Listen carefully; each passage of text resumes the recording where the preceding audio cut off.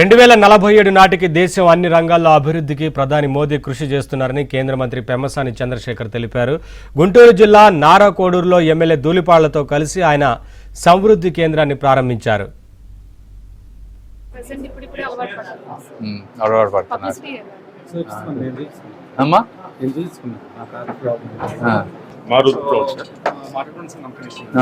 Major product మనం ఏం చేస్తున్నామంటే అగ్రికల్చర్ లో ఇది మనం మ్యాపింగ్ చేసిన తర్వాత మన జియో ఫెన్స్ ఫిక్స్ చేసేస్తాము. ఆటోమేటిక్ గా drone washrooms male washroom okay Sir, it is a complete digital board, sir, with the smart class enabled. Students' classroom.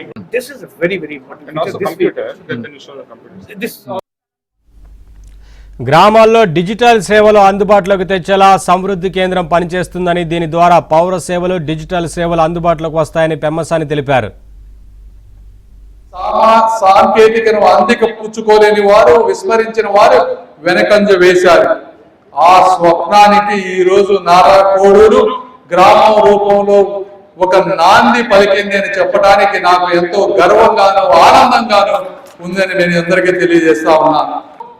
కేంద్ర ఏక్ హై బట్ కామ్ అనేక్ హై అంటే సేవలు అనేకం కానీ కేంద్రం మాత్రం ఒక్కటే ఉండాలి అనేటువంటిది ఆయన ముఖ్య ఉద్దేశం.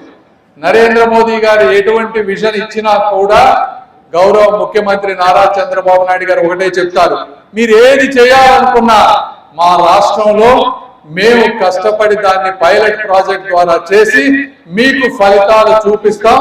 అలాంటి కష్టపడేటువంటి శక్తి, సామర్థ్యం, సంకల్పం మాకున్నాయని చెప్పి చంద్రబాబు గారు ఎప్పుడు నరేంద్ర మోదీ గారికి చెప్తారు.